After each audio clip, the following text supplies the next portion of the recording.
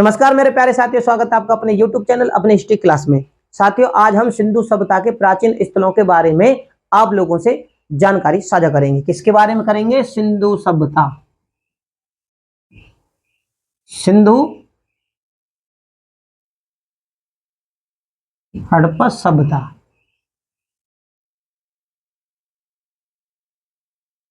भाई, पिछली वीडियो के माध्यम से हमने सिंधु सभ्यता के विस्तार के बारे में, इसके समय के बारे में, ठीक है, इसके परिचय के बारे में, सभी के बारे में अपनी पिछली वीडियो के माध्यम से जान चुके हैं।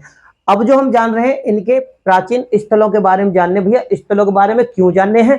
क्योंकि स्थलों से ही संबंधित क्वेश्चन पेपरों में बहुत ज्यादा देखने को मिलते हैं। मतलब केवल स्थल के बारे में नहीं भाई, स्थल की खोज किसने की, कहां पर मिला, कौन सी नदी के तट पर मिला, किस प्रांत में मिला, किसने इसकी खोज की, खोज करने वाले जो विद्वान थे उनका नाम क्या था। इस तरीके से क्वेश्चन पेपरों में बहुत ज्यादा पूछे जाते हैं। तो हम करेंगे सिंधु सभ्यता यानी हड़प्पा सभ्यता के प्राचीन स्थल। आज कुनाल की बात। कहां की? कुनाल।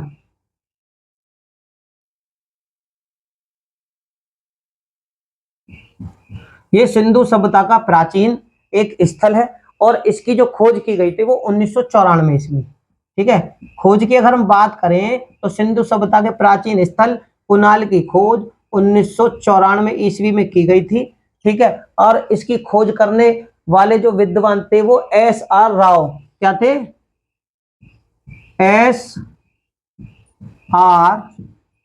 राव। S.R. राव ने इस स्थल की खोज की थी। ठीक है, अब ये स्थल पड़ता कहाँ है? जो ज्यादातर क्वेश्चन बनते कहां पर पड़ता है? तो हरियाणा के हिसार में। ठीक है, तो ये स्थल जो कहां पे पड़ता है? तो हरियाणा के हिसार में ये स्थल पड़ता है। अब बात करें कि भाई स्थल भी आपने बता दिया, किस राज्य में पड़ता है, किस जिले के अंतर्गत आता है वो भी पता चल गया। लेकिन इसके और क्या खास बात है जो इससे बहुत फेमस, एक तरह से प्रसिद्धि दिलाते हैं, वो है कि ये किस नदी के तट पर? तो ये सरस्वती नदी के तट पर। कहां पर? हरियाणा के हिसार में क्या आता है? ये सरस्वती नदी के, ठीक है, सरस्वती नदी के ये तट पर था। प्राचीन स्थल था तो किनारे होने को हो गया। अब यहां से खोजबीन की गई R.S. राव जी के द्वारा, और उन्होंने यहां से क्या चीज मिली? तो उन्हें यहां से मिली कि यहां पर सिंधु सभ्यता की दो अवस्थाएं थी। कौन सी? एक तो प्रारंभिक अवस्था यानी प्राक हड़प्पन, और एक हड़प्पा कालीन।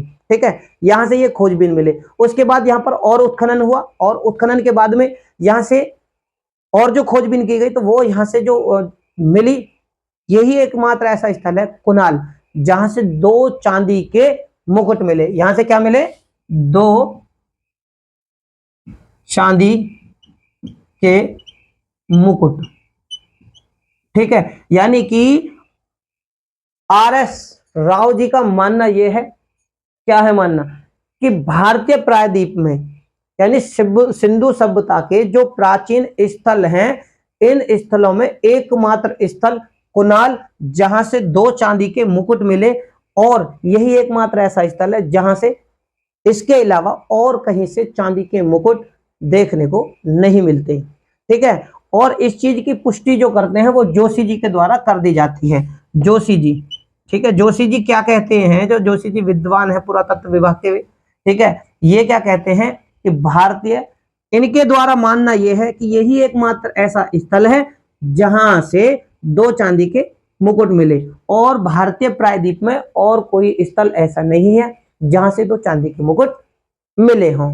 तो मेरे प्यारे साथियों, ये था केवल कुनाल के बारे में, और कुनाल के बारे में इससे ज्यादा पेपरों में नहीं पूछा जाएगा, क्योंकि इसमें एक चीज बहुत ज्यादा फेमस थी, प्रसिद्धि जो दिलाती है वो दो चांदी के मुकुट। दूसरा, इसमें प्रसिद्धि का कारण कुनाल का क्या है कि ये सरस्वती नदी पेपरों में बहुत ज्यादा पूछी जाती है। ठीक है, यही दो ऐसे हैं जो कि कुनाल को फेमस करते हैं, क्योंकि कुनाल का नाम बहुत ही कम बार पेपरों में देखने को मिलता है, लेकिन मिलता जरूर है।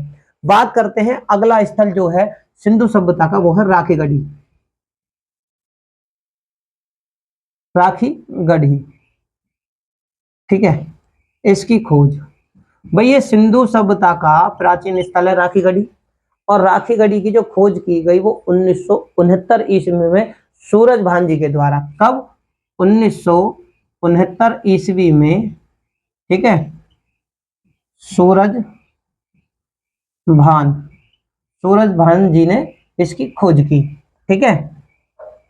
पड़ता कहां पर है? पढ़ने की, ये पड़ता कहां पर है, ठीक है। तो ये हरियाणा के हिसार में ही घग्गर नदी पर पड़ता है। कहां पर? हरियाणा के हिसार जिले में कहां पर? घग्गर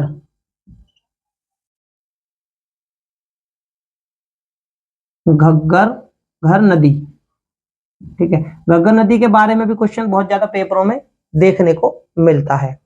तो 1969 ईस्वी में तो सूरजभान जी ने इस राखी गढ़ी, जो कि सिंधु सभ्यता का प्राचीन स्थल है, इसकी खोज की, जो कि हरियाणा राज्य के हिसार जिले के घग्गर नदी के किनारे पर पड़ता है। इसके बाद 1997 ईस्वी का समय आ गया। 1997 ईस्वी में भारतीय पुरातत्व विभाग,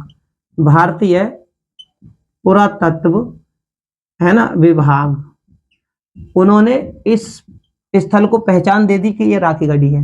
यानी खोज करने वाले सूरजभान कि भाई ये स्थल है, लेकिन 1997 में इन्होंने भी राखी गढ़ी को पहचान दे दी, ठीक है, पहचान दी, घग्गर नदी मिल गई। उसके बाद में होती है इसकी खुदाई। अब इसकी खुदाई के बाद में क्या पता चला? यहां से राखी गढ़ी से जब यहाँ पे खुदाई करी गई तो खुदाई में पता चला कि ये तो केंद्रीय नगर है। किसका? यानी सिंधु सभ्यता का। जैसे धौलावीरा एक केंद्रीय नगर था, उसी प्रकार ये भी क्या था? केंद्रीय नगर, ठीक है। ये क्या था? केंद्रीय नगर। अब विद्वानों के द्वारा खुदाई के दौरान पता चला ये तो केंद्रीय नगर है। और केंद्रीय नगर तो यहाँ 2 संस्कृतियां थी।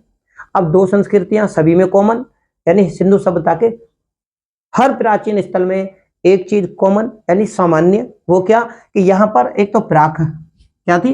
प्राक, यानी प्रारंभ की हड़प्पा संस्कृति, प्राक संस्कृति, यानी प्राक हड़प्पन कह सकते हैं इसे, प्राक हड़प्पन और हड़प्पन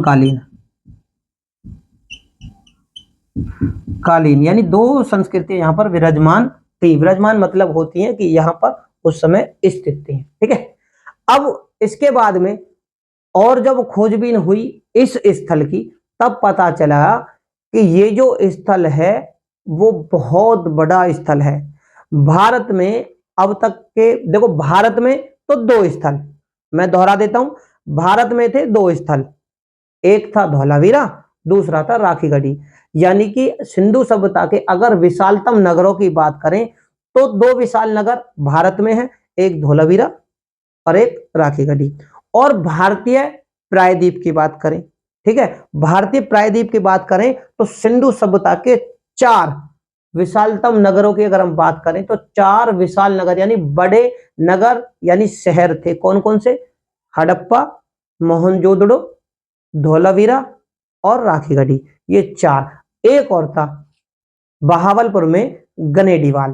तो 3 तो चले गए आज के आधुनिक पाकिस्तान में, और भारत में रह गए कौन कौन से? एक तो राखी गढ़ी और एक धौलावीरा।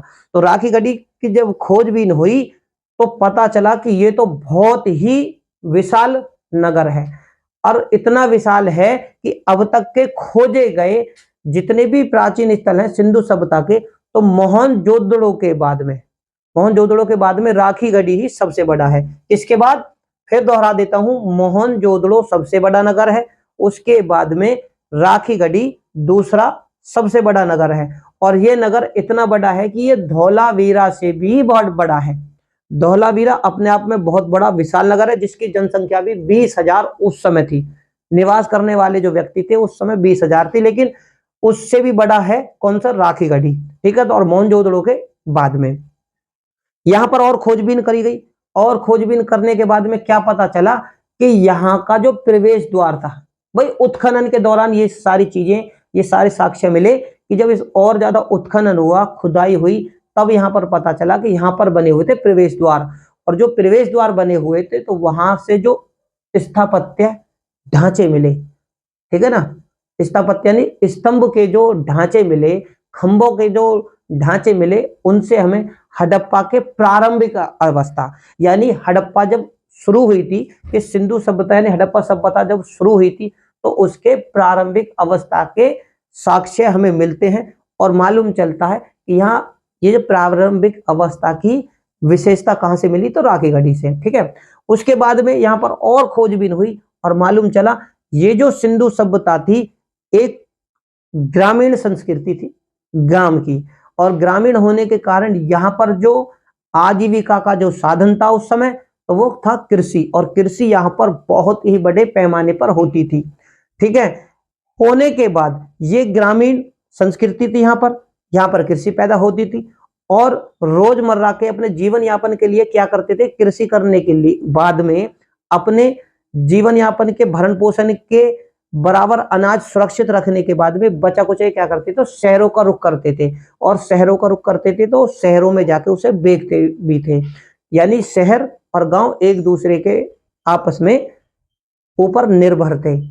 ठीक है ना, क्योंकि वहां पर शहरों में सिंधु सभ्यता से क्या मिलता है, कारखानों की जानकारियां, मन के बनाने के, खिलौने बनाने के, टेराकोटा के ऐसे साक्ष्य मिले हैं। यानी कि जो शहर में उद्योगों के द्वारा निर्मित यानी निर्माण किया जाता था, और गांव के लोग गांव से कृषि कर जो भी वहां पर फल सब्जी अनाज पैदा होते थे, ये उन्हें उठाकर वहां शहर ले जाते थे, शहर में बेचते थे, और अपने रोजमर्रा के जीवन यापन की जो भी सामग्रियां थी या बच्चों के खेलने की जो सामग्रियां थी, ये शहरों से खरीदकर गांव में लाते थे। और यही साक्ष्य हमें इन प्राचीन स्थलों से मिलते भी हैं। तो राखी गढ़ी से क्या क्या मिला, देखो गेहूं, यानी कि यहाँ के जो लोग थे वो गेहूं पैदा करते थे, जौ भी उगाते थे, और चावल। ठीक है, कृषि प्रधान थे, कृषि करते थे, तो गेहूं जौ और चावल के साक्ष्य भी हमें यहां से राखी गढ़ी से मिलते हैं। इसके बाद यहाँ पर और उत्खनन हुआ, खुदाई हुई, पता चला कि यहाँ मृतकों को उत्तर से दक्षिण में लिटाकर, कहा ये मरने के बाद में व्यक्ति को क्या करते थे, उत्तर से दक्षिण में लिटाते थे। ठीक है, उत्तर दिशा से दक्षिण दिशा में लिटाते थे। ठीक है, लिटाते थे, और उसके बराबर क्या करते थे, लंबत मृतक के लंबाई के बराबर ये गड्ढा खोदते थे, और उसमें उस मरे हुए व्यक्ति को ये क्या कर देते, दफना देते थे। तो मेरे प्यारे साथियों, ये था राखी गढ़ी से संबंधित कुछ महत्वपूर्ण तथ्य, केवल स्थलों से संबंधित। क्यों, क्योंकि सिंधु सभ्यता मैंने आपको पहले बता दिया एक धनुष के आकार में थी। ठीक है, धनुष आकार में, तो इसके स्थल बहुत सारी जगह से मिले हैं। जैसे मैं फिर आपको बता दूं, पश्चिम में क्या था, पश्चिम में था सुतकागेदोर। ठीक है, सुतकागेदोर। ठीक, और दक्षिण में था दैमाबाद, दैमाबाद। ठीक है, और पूर्व में क्या था, पूर्व में था आलमगीरपुर, आलमगीरपुर। ठीक है, जो कि मेरठ में था, और यहां था मांडू, सॉरी मांडा, कहां था, जम्मू। तो ये बहुत बड़े भूभाग में फैला हुआ था, और ये जो हमने जो जानकारियां आप लोगों से साझा की वो स्थलों की थी। तो स्थल यहां से भी थे, यहां पर भी थे, यहां पर भी थे, यहां पर भी थे, यहां पर भी थे, यहां पर, यहां पर, यहां पर। ठीक है, तो स्थलों से संबंधित जानकारी हमने आप लोगों से साझा की, भाई इन स्थलों से कौन कौन से महत्वपूर्ण साक्ष्य हमारे पुरातत्व विद्वानों को मिले। अब हम जो जानेंगे वो ये जानेंगे, ये जो सिंधु सभ्यता है अपने आने वाली वीडियो के माध्यम से, यानी कि ये जो सिंधु सभ्यता थी इतने बड़े भूभाग में फैली हुई थी, यहां पर जो मानव रहते थे, अब मानव किस प्रकार से यहां पर जीवन यापन करते थे, यानी अपना जीवन जीते थे, हम इनके बारे में अपने आने वाली वीडियो के माध्यम से जानेंगे। इनसे संबंधित क्वेश्चन किस प्रकार से पेपरों में पूछे जाते हैं वो भी हम अपने आने वाली वीडियो के माध्यम से आप